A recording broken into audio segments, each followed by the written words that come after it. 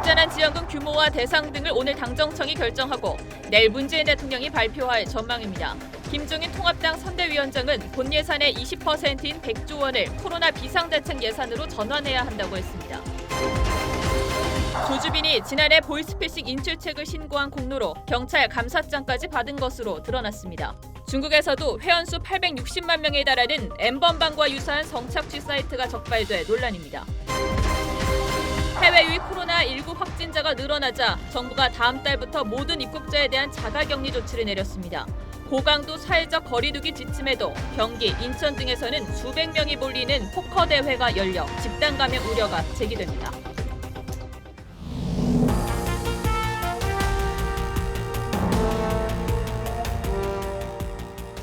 여러분 안녕하십니까? 오늘도 코로나19 사태로 인한 정부의 긴급 생계비 지원 소식으로 뉴스7 문을 열겠습니다. 문재인 대통령이 내일 비상경제회의에서 긴급 생계비 지원 방안을 발표할 것으로 보입니다. 어제 보도해드린 대로 총 10조 원가량을 상품권 형태로 지급하는 방안 등이 논의되고 있는데 지금 이 시각 현재 열리고 있는 당정청 회의에서 이 문제가 논의되고 있습니다. 더 주자는 여당과 재정 부담이 너무 크다는 정부 사이에서 줄다리기가 한창이라고 하는데 청와대를 연결해서 진행 상황을 들어보겠습니다. 최지원 기자, 당정청 회의에 문재인 대통령을 제외한 핵심 인사들이 모두 참석했다면서요? 네, 그렇습니다. 정세균 국무총리와 이인영 민주당 원내대표 그리고 노영민 청와대 비서실장까지 모인 고위 당정청 회의가 조금 전이죠. 6시 반부터 시작돼서 진행되고 있습니다.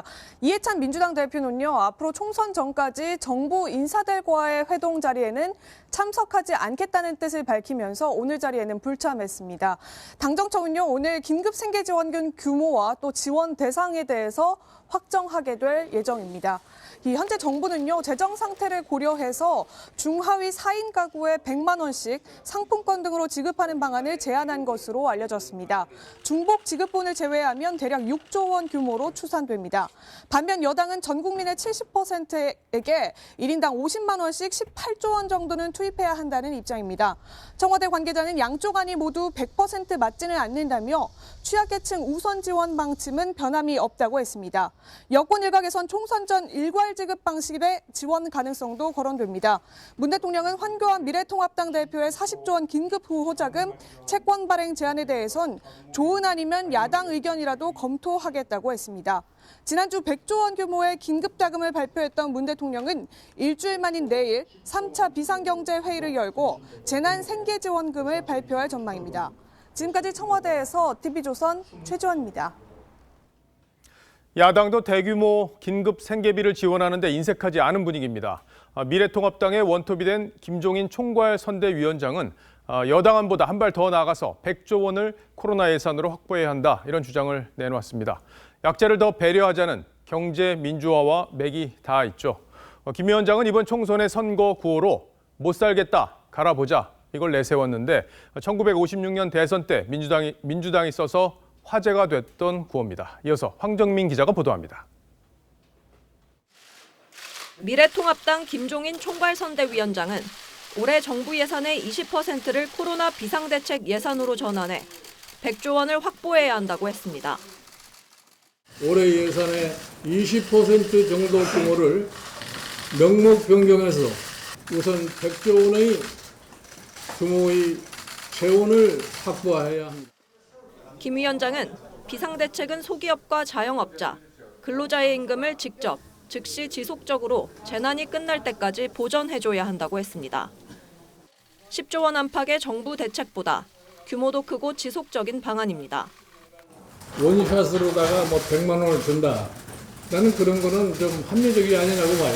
지속적인 소득 보장을 할 수 있는 그런 형태의 방식을 갖다가. 김 위원장은 19대 총선 당시엔 보수정당인 새누리당에서 경제민주화 이슈를 선점한 바 있습니다. 또 이번 총선에서 과반을 얻어 개원 한 달 내 비상경제대책을 마무리하겠다고도 했습니다. 김 위원장은 또 이번 총선 구호로 1950년대 민주당이 썼던 구호를 다시 꺼냈습니다. 못 살겠다, 갈아보자. 이게 민심입니다. 김재섭 후보 출정식에선 한 번도 겪어보지 않은 나라를 2번 다시 겪으면 큰일 난다는 게 국민의 심정이라고 했습니다. TV조선 황정민입니다.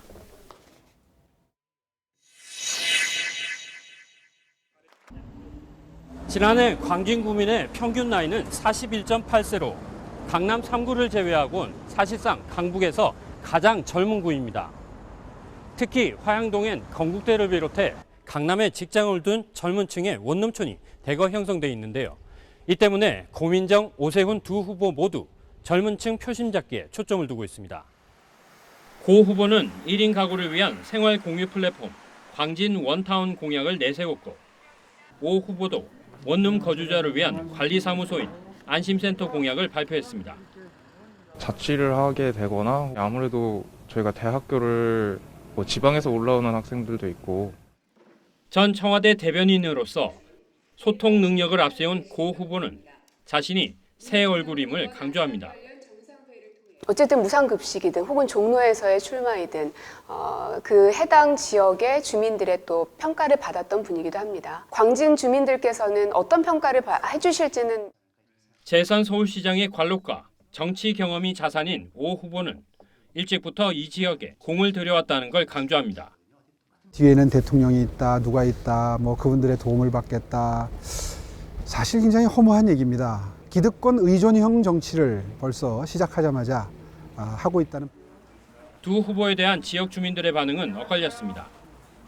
새로운 얼굴, 좀 젊고 참신한 또 여성분이기도 하고 청와대 대변인도 하셨고 좀 국민에 대해서 많이 알고 계신다고 생각합니다. 젊고 그거보다는 서울시장도 하셨고, 그러니까 좀 경험이 있으신 분이 이런 지금의 이런 난관에 더 잘 헤쳐나갈 수 있지 않을까. 광진을은 진보정당 후보가 내리 6차례 이겼을 만큼 민주당 지지세가 강한 곳이지만 시정 경험으로 1년 넘게 터를 닦아온 오 후보의 노력도 평가를 받는 분위기여서 초접전 양상은 계속될 전망입니다. TV조선 조덕현입니다. 네, 이번에는 손석희 JTBC 사장과 N번방 사건의 주범 조주빈 그리고 김웅 기자 사이에 얽힌 사기 사건 속보로 이어가겠습니다. 손 사장은 이들의 뒤에 삼성이 있다는 말을 듣고 신고하지 않았다고 그제 JTBC 기자들에게 해명했다고 하죠. 하지만 김웅 기자는 삼성이 배우라는 걸 알았다면 더더욱 신고했어야 하는 거 아니냐 이렇게 반박을 했습니다. 김웅 기자 역시 이번 진흙탕 싸움의 당사자지만 손 사장이 협박을 받고도 신고를 안 한 이유는 여전히 납득하기 어려워 보입니다. 백연상 기자입니다. 삼성이 프리랜서 기자 김웅 씨의 배우에 있다는 JTBC 손석희 사장의 주장이 알려지자마자 김 씨는 어젯밤 반박 영상을 올렸습니다. 삼성이라는 대한민국 최대 기업이 김웅과 조주빈을 사주했는데 신고를 안 했어요? 자신의 배우에 삼성이 있고 신변 위협을 느꼈다는 손 사장이 수사기관에 신고를 하지 않은 점은 이해할 수 없다는 주장입니다. 그러면서 조주빈이 자신에게 손 사장의 개인사도 언급했지만 믿지 않았다는 말도 했습니다. 교회 옆 주차장에 정차돼 있던 손 사장의 차 안에 X가 타고 있었다, X이 있었다라고 주장했지만 저는 믿지 않았어요. 지난해 조주빈은 2017년 과천에서 발생한 것으로 의심되는 손 사장의 뺑소니 사건 영상이 자신에게 있다며 김 씨에게 돈을 요구했습니다. 김 씨는 조주빈이 통화 녹취 등을 들려줘 믿을 수밖에 없었다고 주장합니다. 저에 대한 정말 입에 담을 수도 없는 인신공격적인 비방을 조주빈에게 텔레그램으로 얘기를 했고, 경찰은 김 씨의 신고로 지난해 말 빈 USB를 넘겨 김 씨로부터 1,500만 원을 가로챈 조주빈의 일당 A 씨를 붙잡았습니다. JTBC 손석희 사장 측은 삼성이나 사생활에 관련된 김 씨의 주장에 대해 입장을 내지 않고 있습니다. TV조선 백연상입니다. 이번 논란으로 가장 당황스러워하는 곳이 바로 삼성입니다. 특히 삼성이 미래전략실을 해체한 게 2017년인데 2018년에 미래전략실이 이번 일에 연루됐다는 내용이 거론되고 있어서 앞뒤가 맞지 않는다는 게 삼성의 주장이죠. 이 논란은 홍현주 기자가 자세히 설명하겠습니다. 손석희 사장은 조주빈의 삼성 배우론 주장을 믿었다고 밝힌 것으로 알려졌습니다. 이에 대해 삼성 측은 매우 당혹스럽다는 입장입니다. 손 사장 뒷조사 등은 전혀 사실이 아니라는 게 삼성 측의 설명입니다. 삼성 미래전략실은 2017년에 폐지됐는데 손 사장과 관련된 사안은 2018년에 일어난 것이라 시점과 사실관계가 맞지 않다는 겁니다. 삼성 관계자는 책임 있는 언론인으로서 매우 부적절한 언행이라며 유감스럽다고 밝혔습니다. 객관적 증거 없이 배우로 언급된 것만으로도 기업 이미지에 막대한 타격을 입고 있다고도 했습니다. 손 사장은 조주빈과 김웅 기자 등의 배우에 삼성이 있다고 여겨 신고를 미뤘다고 해명한 것으로 알려졌습니다. 하지만 삼성과 관련된 조그만 의혹도 손 사장은 보도해오지 않았냐는 게 삼성 측의 반론입니다. 실제로 손 사장은 노조 파괴 논란 등에 대한 삼성 관련 뉴스를 선제적으로 보도한 바 있습니다. 삼성이 노조원을 해고할 목적으로 협력 업체에 위장 폐업까지 지시한 정황이 포착됐습니다. JTBC 측은 손 사장이 증거 확보를 위해 금품 요구에 응한 것이라고 지난 25일 밝혔으며 추가 입장은 내지 않고 있습니다. TV조선 홍현주입니다. 조주빈이 장애인 관련 시설에서 봉사활동을 했다고 주장하면서 그의 심리 상태에 대한 관심이 커졌었죠. 이번에는 조주빈이 대학생 시절 범죄 수사를 도와서 경찰로부터 감사장까지 받은 사실이 새롭게 드러났습니다. 어떻게 된 일인지 성민혁 기자가 취재했습니다. 인터넷 커뮤니티 DC인사이드에 올라온 경찰 감사장입니다. 글쓴이는 박사 조주빈. 경찰과 공조해 보이스피싱 조직 10명가량을 검거했다며 인증 사진을 올린 겁니다. 경찰은 지난 2018년 1월 조주빈이 보이스피싱 인출책을 신고한 공을 인정받아 인천의 한 경찰서에서 감사장을 받았다고 밝혔습니다. 당시 조주빈은 졸업을 앞둔 대학생 신분이었습니다. 지난해 4월까지 보이스피싱과 마약사범 신고로 모두 5차례 신고 보상금을 받기도 했습니다. 하지만 조 씨는 감사장을 받은 2018년 12월부터 텔레그램에서 성착취물을 유포하기 시작합니다. 그전엔 총기와 마약 등을 판다면서 사기를 쳤습니다. 조주빈은 이 커뮤니티에 올해 1월까지 글 4천여 개와 댓글 만여 개를 올렸습니다. 주말마다 봉사를 다닌다면서 가르침을 받고 오는 것 같아 좋다. 너네도 자투리 시간에 봉사하면 좋을 거다. 라고 쓰기도 했습니다. 위장으로 봐야 될 것 같고요. 이중적인 면이 있다고. 조 씨는 주로 DC인사이드 관상 갤러리에서 활동하면서 신상이 공개된 PC방 살인범 김성수를 우울하고 참을성이 부족하다고 분석하기도 했습니다. 박사방을 운영하던 지난해 3월엔 태연이 베트남 여행기를 올렸습니다. TV조선 성민혁입니다. 이 중국에서도 N번방 사건과 유사한 사건이 드러나면서 공분을 사고 있습니다. 미성년자들을 협박해 얻은 성착취 영상을 온라인으로 팔았는데 여기에 다단계 회원 모집 방식까지 동원됐다고 합니다. 회원 수가 많게는 800만 명 넘는 곳도 있었습니다. 송무빈 기자입니다. 중국의 한 음란물 사이트. 4세 유아, 초중고생과 같은 설명과 함께 아동의 나체 사진과 동영상이 올라와 있습니다. 미성년자들을 협박해 강제로 찍은 것들입니다. 이 사이트의 회원 수는 860만을 훌쩍 넘습니다. 다른 사이트는 3, 4분마다 한 명씩 새 가입자가 들어옵니다. 중국 당국은 이들 사이트를 폐쇄하고 대대적인 수사에 나섰습니다. 규모가 큰 야미아오 논단과 츠위안 공관 등이 폐쇄됐고 관련자에 대한 수사가 진행 중입니다. 이용자들이 제3의 플랫폼을 통해 송금하고 회비에 따라 등급이 달라지는 점 등 실제 범행 방식이 N번방 수법과 유사합니다. 반츠위안이란 유명 블로거의 고발로 실체가 드러난 점도 비슷합니다. 회원 확대는 기존 회원이 새 회원을 끌어오면 포인트를 주는 식의 다단계 방식이 이용됐습니다. 중국의 한 전문가는 이들 사이트의 서버가 한국이나 미국 등 해외에 있어 단속을 피해가고 있다고 주장했습니다. 중국 언론들은 중국판 N번방 사건이라 칭하며 회원 26만 명인 N번방보다 사태가 더 심각하다고 보도하고 있습니다. TV조선 송무빈입니다. 네, 코로나19 현황 소식으로 이어가겠습니다. 조금 줄어드나 싶던 국내 확진자 수가 여전히 세 자릿수대를 벗어나지 못하고 있습니다. 어제 하루 105명이 추가 확진 판정을 받았는데 이 가운데 41명이 해외에서 유입된 사례입니다. 나라 밖에서 감염되는 사례가 이렇게 늘자 결국 정부가 다음 달 1일부터는 모든 입국자를 자가격리하기로 했습니다. 상황이 이러니 개학 날짜를 두고 정부의 고민이 깊습니다. 연기할지 여부는 이르면 내일 결정될 것 같습니다. 배상윤 기자입니다. 최근 태국에서 입국한 강원도 속초에 사는 45살 A씨와 필리핀에서 들어온 춘천의 50대 부부가 어제 확진 판정을 받았습니다. 해외 국가를 다녀온 뒤 확진되는 사례가 잇따르자 정부는 다음 달 1일부터 모든 입국자들을 2주간 자가격리하기로 했습니다.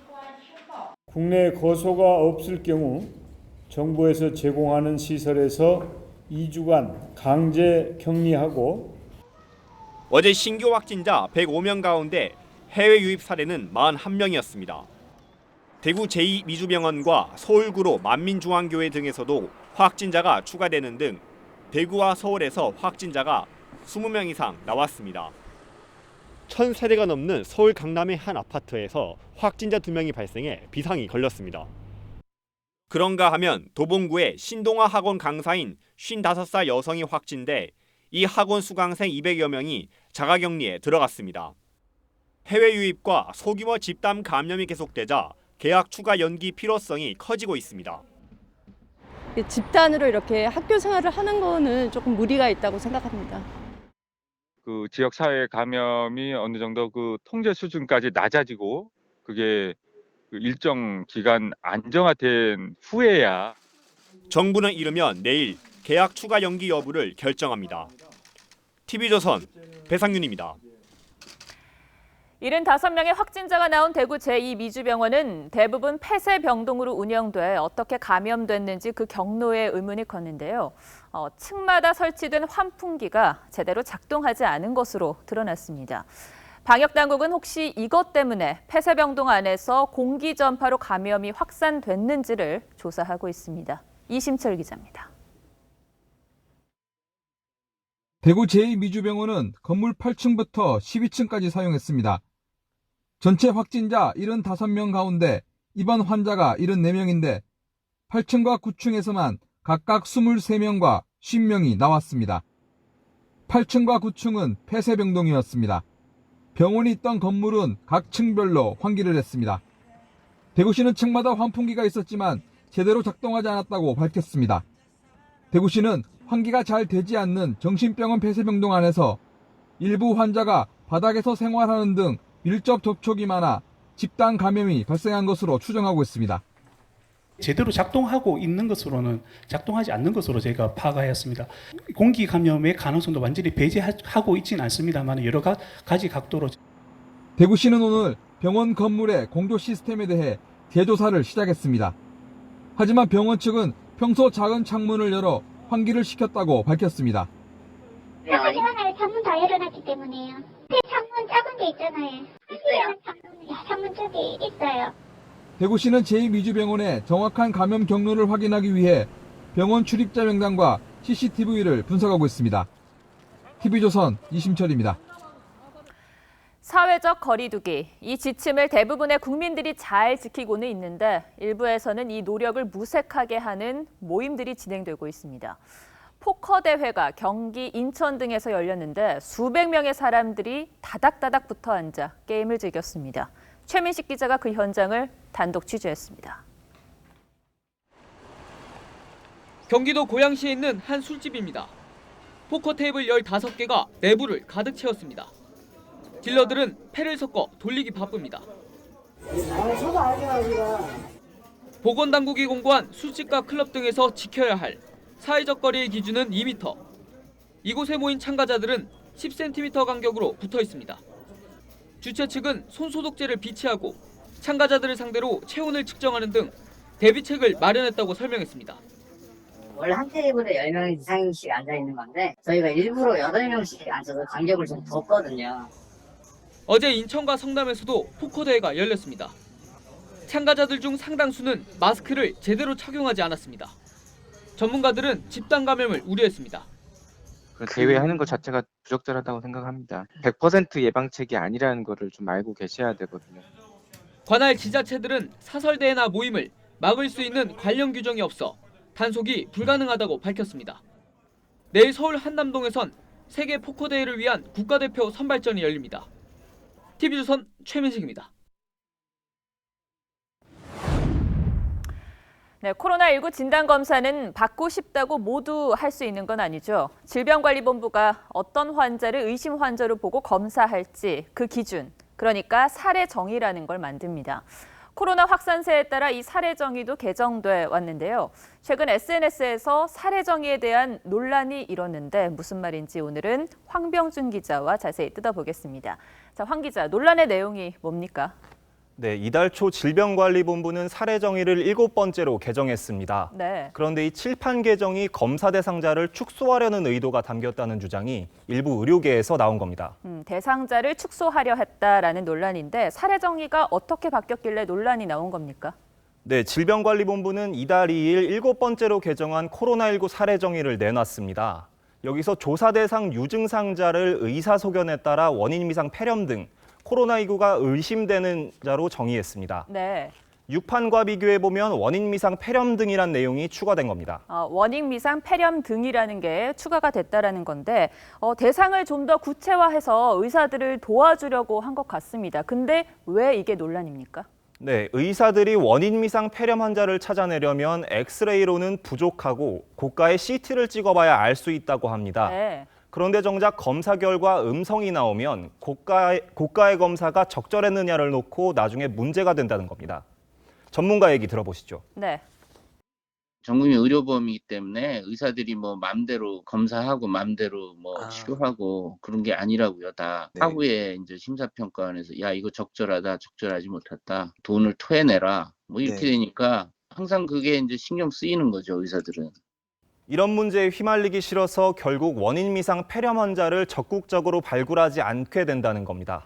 이 주장대로라면 의사들이 소극적으로 검사를 하게 된다는 것인데 실제로 검사 수가 줄었습니까? 그렇지는 않습니다. 2일부터 개정된 칠판의 사례정의가 적용됐는데 이후에도 하루 검사 건수는 1만 2,600여 건 정도로 이전보다 오히려 1,000건 이상 늘었습니다. 네. 당시에는 대구 경북을 중심으로 하루 신규 확진자가 최다인 900명 넘게 나오는 등 국내 확진자 증가세가 가장 가팔라 검사 물량을 줄이기는 힘들었을 때입니다. 그렇다면 질병관리본부는 이 검사 대상 축소 논란에 대해서 어떤 입장입니까? 네, 오늘 브리핑에서 정은경 질병관리본부장은 대표적인 증증 질환인 폐렴을 예시로 든 것이라고 말했습니다. 네. 그러면서 의사가 판단해서 코로나19가 의심되는 역학적 소견과 증상이 있는 경우에는 검사를 할 수 있다고 설명했습니다. 검사 대상을 제한한 게 아니라는 겁니다. 네. 당시 폐렴 환자가 치료도 받지 못하고 상태가 급격히 악화돼 숨지는 사례가 잇따르기도 했고 사후 확진 판정을 받는 사례도 나와서 이런 상황이 사례정의 개정에 반영된 걸로 보입니다.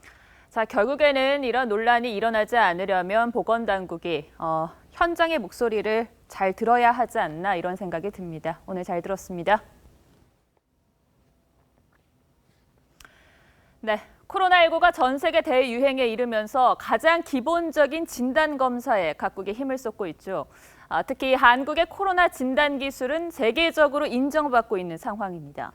많은 검사를 한 번에 비교적 짧은 시간 안에 할 수 있다 보니 우리에게도 수출해달라 이렇게 요청하는 곳이 많다는데요. 오늘은 러브콜이 쇄도하는 코로나19 진단 시약에 포커스를 맞췄습니다. 연일 떨어지는 증시 급락장에 투자자들의 한숨이 깊어지고 있는 요즘 이례적으로 상한가를 기록하고 있는 종목이 있습니다. 바로 국내 코로나19 진단 시약을 생산하는 업체들입니다. 최근에는 세계적으로 코로나19가 대유행하면서 국내뿐 아니라 해외에서도 러브콜을 받고 있죠. 정부가 밝힌 진단시약 공식 요청 국가만 51곳에 이릅니다. 미국 트럼프 대통령도 진단키트 등 방역 물품들을 긴급하게 지원해달라는 요청을 해왔습니다. 정부는 이 같은 분위기에 힘입어 K-바이오를 알리려 하는 모습입니다. 외교부는 국내 생산업체 3곳의 제품이 미 FDA 긴급 사용 승인, 사전 승인을 획득했다 밝히기도 했습니다. 다만 진단시약 업체들은 절차가 진행 중이라고 선을 그어 정부가 코로나19 치적을 알리려고 성급하게 나섰다는 비판이 나오기도 했죠. 국내 코로나19 진단시약은 키트 하나로 수십 명을 검사할 수 있고 이게 94명의 환자가 할 수 있는 시약이 준비가 다 됐습니다. 하루 이상 걸리던 검사 시간을 6시간으로 크게 단축했습니다. 식약처 긴급 사용 승인을 받은 업체는 모두 5곳. 한국에서 긴급 사용을 받은 5개 회사의 제품은 모두 리얼타임 PCR 유전자 증폭 기술에 기반하고 있습니다. 이 검사 기법은 최근 국제표준화기구 의료기기 기술위원회에서 국제표준안으로 승인됐습니다. 회원국 승인 절차가 끝나면 올해 안에 국제표준으로 제정되게 됩니다. 국제표준이 될 국내 검사 기법 등으로 현재까지 국내에서 39만 4천여 건의 검사가 이루어졌습니다. 인구 대비 세계 최다입니다. 대구 신천지 교인, 요양원, 요양시설 종사자 등의 전수검사도 이 덕분에 가능했습니다. 최대한 작동을 하면 2만 건 이상 검사를 할 수 있는 그런 역량은 있습니다. 물론 국내 진단법에 대한 의문도 제기됩니다. 100% 정확한 진단법은 없다 보니 이를 보완할 수 있는 항체 검사 방법 등을 승인해야 한다는 목소리가 나오는 상황인데 정부는 아직까진 신중한 입장입니다. 국내에서 현재 확진 검사로서 사용하고 있는 리얼타임 RT-PCR의 진단 제재에 대해서는 신뢰성에 대해서는 전혀 의심하지 않으셔도 된다. 세계 각국에서 한국의 코로나19 진단키트 수출 요청이 잇따르면서 진단키트 이름을 독도로 하자는 국민청원에 동의한 사람도 30만 명이 넘습니다. 코로나 진단시약이 K-팝, K-뷰티에 이은 K-바이오 산업이 될 수 있을까요? 뉴스7 포커스였습니다.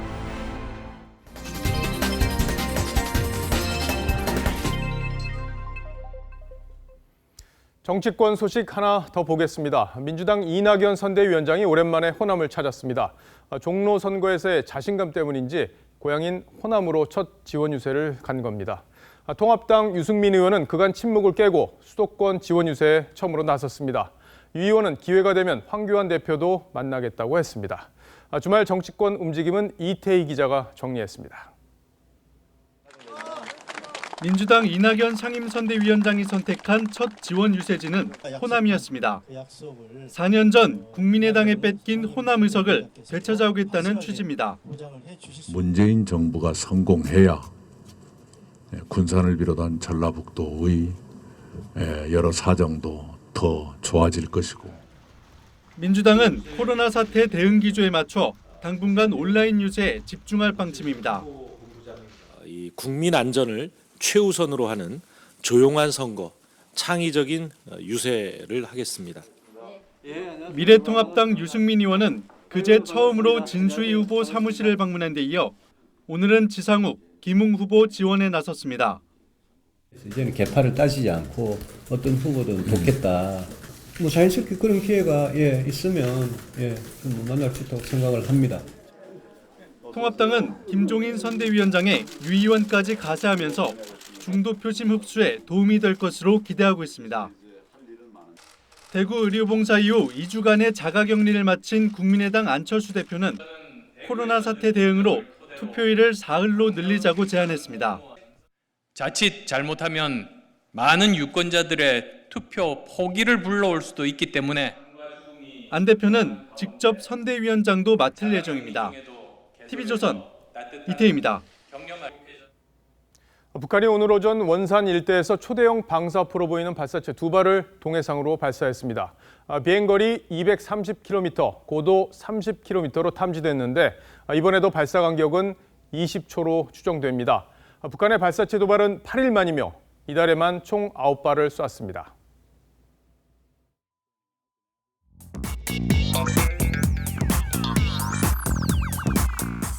궁금한 뒷이야기를 들어보면서 물음표가 느낌표로 바뀌는 뉴스의 재구성, 뉴스야 시간입니다. 오늘은 정치부 서주민 기자와 함께합니다. 네. 자, 첫 번째 물음표 보죠. 네, 첫 번째 물음표는 경찰 대응 그때그때 달라요로 하겠습니다. 예, 오세훈 전 서울시장이 나오는 걸 보니까 이 선거 방해 운동 이 얘기군요. 그렇습니다. 이 한국대학생 진보연합 이른바 대진연 소속 회원들이 지난 23일 출근길 인사에 나선 오세훈 후보를 둘러싸고 이 피켓 시위를 벌이면서 마찰이 있었습니다. 이 대진연은 서울 한복판에서 북한 김정은 칭송대회를 열고 미 대사관저 월담 사건을 주도하기도 했던 단체입니다. 야당에서는 저런 행위가 불법이라고 하던데 경찰에서는 지금 수사를 어떻게 진행하고 있습니까? 네, 일부 사안의 경우 경찰 수사가 이미 진행 중인데요. 특히 공직선거법 90조가 금지하는 선거에 영향을 미치게 하기 위해 이 간판이나 현수막 등을 설치 또는 이 게시하는 행위에 해당한다는 게 선관위의 판단입니다. 이 대진연 측 입장도 듣기 위해서 연락을 취했지만 취재를 거부했습니다. 네, 지난주에 보면 통합당에서 경찰에 이제 항의 집회를 하러 갔던 게 저도 생각이 나는데 지금 수사가 통합당 입장에서 봤을 때는 잘 안 되고 있는 건가요? 뭐 일부 건에 대해서는 경찰이 지금 소환 통보를 하는 등 수사를 진행 중입니다. 그런데 통합당은 경찰의 현장 대응이 소극적이라고 주장하고 있습니다. 영상을 한번 보시죠.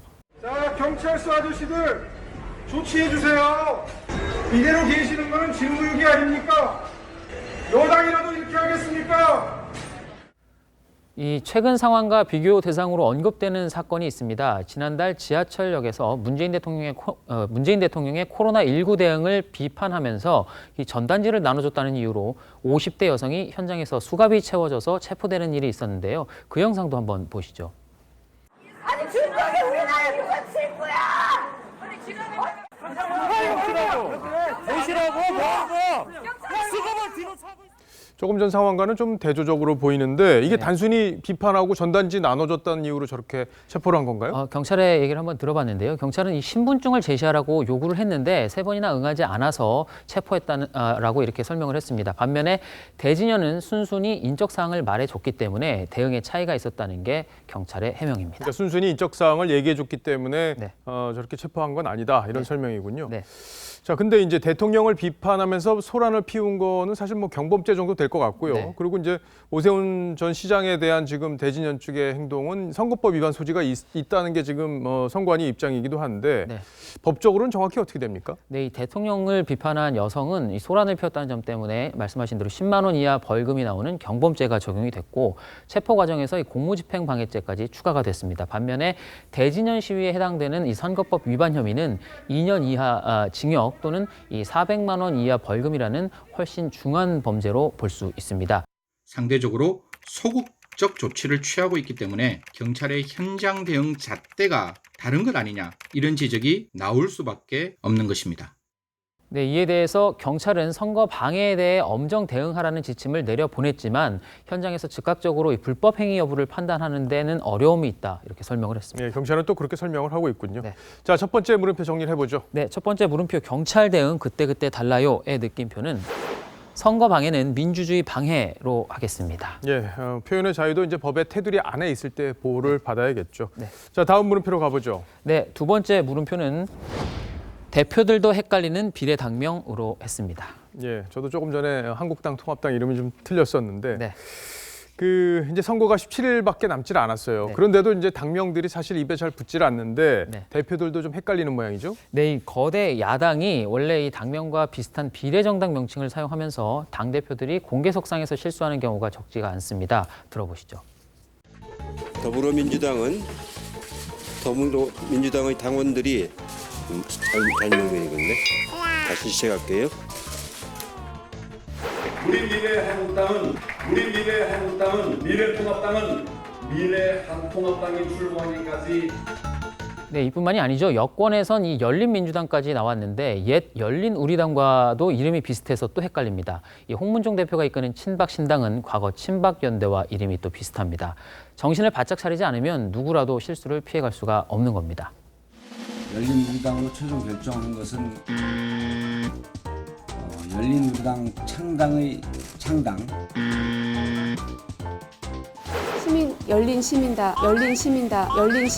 더불어 시민당이죠. 예, 뭐 저분들만 실수하는 게 아니라 저희들도 계속 실수를 해서 저도 지금 웃음이 터졌는데 헷갈리죠. 네, 그렇습니다. 실제로 이 열린우리당으로 뉴스를 검색하면 이 열린민주당을 잘못 표기한 기사가 적지 않게 검색이 됩니다. 기자들도 잘못 쓰는 경우가 있다는 얘기입니다. 네, 이름도 이름인데 이 비례정당 숫자 자체도 또 워낙 많아서 그것도 또 헷갈리더라고요. 네, 이번 총선에서 이 비례대표 후보를 낸 정당이 모두 35곳입니다. 이 비례투표 용지도 48.1cm로 50cm에 육박합니다. 제가 같은 크기로 종이를 한번 가져와 봤는데요. 예. 제 팔꿈치보다도 이 길이가 깁니다. 예, 팔꿈치가 좀 짧은 거 아닌가요? 그럴 수도 있지만 하여튼 깁니다. 예. 이름도 이 비슷한 경우가 많습니다. 35개 정당 이름에 가장 많이 사용된 단어가 뭘까요? 뭐 민주, 뭐 한국 뭐 이런 거 아닌가요? 예, 이 민주나 한국도 이 각각 3개의 정당에서 써서 두 번째로 많은 단어긴 했지만 이 4개 정당이 사용한 미래라는 단어가 가장 많았습니다. 미래. 네. 예, 정말 미래로 향하고 있는 건지 모르겠습니다. 자, 두 번째 물음표 정리해 볼까요? 네, 두 번째 물음표 대표들도 헷갈리는 비례당명의 느낌표는 유권자는 더 헷갈려로 하겠습니다. 저희도 뭐 유권자니까요. 예. 저희 사진이 등장해서 깜짝 놀랐습니다. 네. 자, 뭐 총선이 이제 얼마 남지 않았는데 저런 헷갈리는 일들이 유권자들한테 또 어떻게 다가갈지 또 지켜봐야겠네요. 잘 들었습니다. 지금까지 서주민 기자였습니다.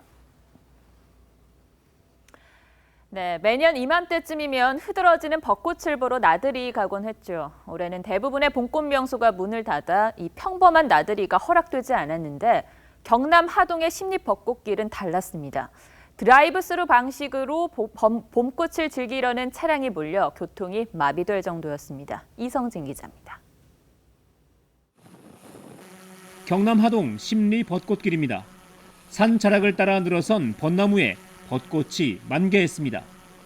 벚꽃길 일대는 오늘 교통이 마비될 정도로 나들이 차량이 몰렸습니다. 벚꽃 축제는 안 하는데도 불구하고 정체기간이 지금 13-4km 되겠네. 일부 관광객은 잠시 차에서 내려 사진을 찍기도 했지만 대부분 차 안에서 활짝 핀 벚꽃을 즐겼습니다. 걸어다니면서 꽃을 봐야 되는데 그러지 못한 아쉬움도 있지만은 차 안에서 보는 이 꽃도 너무 좋습니다. 벚꽃 명소인 진해 경화역은 텅 비었습니다. 일부 시민들은 먼 발치에서만 벚꽃을 감상합니다. 코로나 때문에 들어가지 못하고 밖에서 구경한 게 상당히 아쉬운 것 같습니다. 벚꽃 터널로 유명한 여자촌도 마찬가지입니다. 아름드리 벚나무가 빼곡한 진해의 또 다른 벚꽃 명소에서도 관광객은 찾아보기 어렵습니다.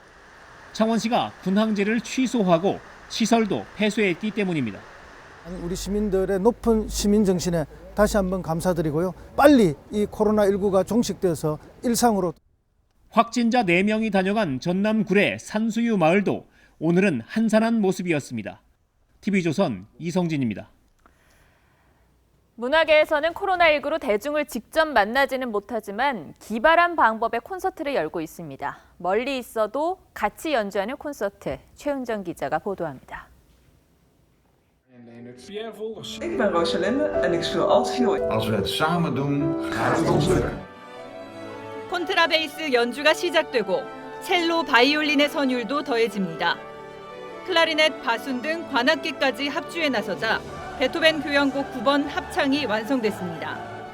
네덜란드 로테르담 필하모닉 단원들이 합동 연주가 힘들어지자 각자의 집에서 연주한 영상을 모아 만들었습니다. 두려운 내일이 올 것 같아. 국내에서는 18명의 가수가 사회적 거리두기 방식으로 각자 작업실에서 한 소절씩 불러 노래를 완성했습니다. 세계적인 밴드 콜드플레이의 보컬 크리스 마틴은 집에서 깜짝 콘서트를 열었습니다. I had an idea that we could call this thing Together at Home. 존 레전드와 찰리 푸스 등 가수들의 SNS 콘서트가 이어졌고 발달장애 청소년 오케스트라 단원들도 코로나 극복 응원 연주에 동참했습니다. 우리가 할 수 있는 것이 뭐가 있을까 생각하다가 연주를 하나 들려드리고 싶었습니다. 이들의 뜻깊은 SNS 릴레이 연주 캠페인에 기성 연주자들도 동참하고 있습니다. 비록 SNS를 통해서지만 희망의 노래가 많은 이들에게 위로를 전하고 있습니다. TV조선 최윤정입니다.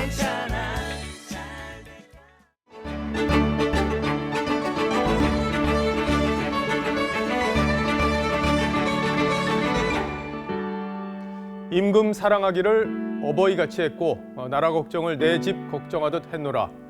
밝은 해가 이 세상을 내려보고 있으니 거짓 없는 내 마음 환히 비추리라. 조선 중종 때 개혁가 조광조가 죽기 직전 남긴 절명시입니다. 한 성부를 향해 삼배를 올린 뒤 이 결백을 강조하는 시를 읊고 사역을 마셨다고 하죠. 조광조는 훈구파의 권력형 비리를 문제 삼으면서도 서울 차별 폐지와 같은 혁신적인 조치들을 주장한 조선 최고의 개혁가로 평가받습니다. 이런 조광조를 조국 전 장관에 빗댄 이야기가 논란입니다. 열린민주당 비례후보 8번인 황희석 전 법무부 인권국장이 한 말인데 그러면서 그는 윤석열 검찰총장을 간신 윤원형에 비유했습니다. 하지만 조광조의 후손인 한양조씨 대종회에서는 개혁을 빌미로 사욕을 채운 자를 정암 선생에 비유하느냐 이러면서 반발이 나왔습니다. 조 전 장관은 자녀 입시를 비롯해 10가지가 넘는 혐의로 현재 재판을 받고 있습니다. 범죄 여부를 떠나 논란을 일으켜 물러난 사실만으로도 법무부 역사를 오염시킨 인물로 기록될 수 있습니다. 대의를 중시한 개혁가가 아니라 소의를 쫓은 소인배가 아니냐는 평가 역시 피하기 어려울 겁니다. 그런 조 전 장관이 열린민주당을 통해 부활하고 있습니다. 그러니까 조국 교수의 공소장 진짜 웃습니다 다. 네. 그리고 권력형 비리는 하나도 없었어요. 그래서 웃으면서 그냥 잘 버티시라는 그런 덕담을 하고. 조국 사태는 2019년 대한민국은 물론 진보 진영마저 둘로 갈라놨죠. 조국 장관이 하여튼 최고 공헌은 우리 진보의 민낯을 드러나게 했다는 게. 지금 추세라면 조 전 장관은 진중권 전 교수의 말처럼 이번 총선을 통해 정치적으로 복권될 가능성이 매우 높습니다. 불공정과 반칙, 특권의 그림자가 진영 논리를 업고 양지로 소생하면 이 대한민국의 민주주의는 어떻게 되는 걸까요? 옳고 그름을 가리는 우리 사회의 기본 기능마저 마비될 거란 말도 일부에선 나옵니다. 때마침 코로나 탓에 이번 선거는 깜깜이로 치러질 거라니 걱정이 아닐 수 없습니다. 오늘 앵커가 고른 한마디는 조국 논란과 코로나 선거였습니다.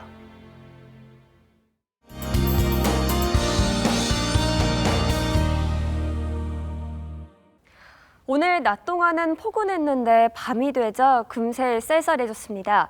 당분간은 이렇게 기온차가 크겠는데요. 내일 서울의 아침 기온 4도, 광주는 7도로 출발하겠고요. 낮 기온은 대부분 지역에서 15도 이상 오르겠습니다.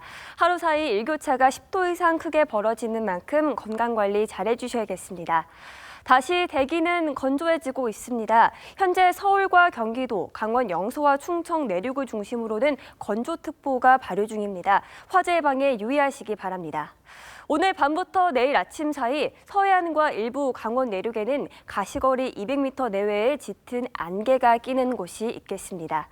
지역별 기온 살펴볼까요? 내일 아침 인천 5도, 대구 6도, 여수는 8도로 출발하겠고요. 한낮 기온 서울 17도, 부산 15도까지 오르겠습니다. 다가오는 화요일엔 남해안과 제주도를 중심으로 밤부터 비가 오겠습니다. 날씨였습니다. 뉴스7 여기서 마치겠습니다. 시청해주신 여러분 고맙습니다.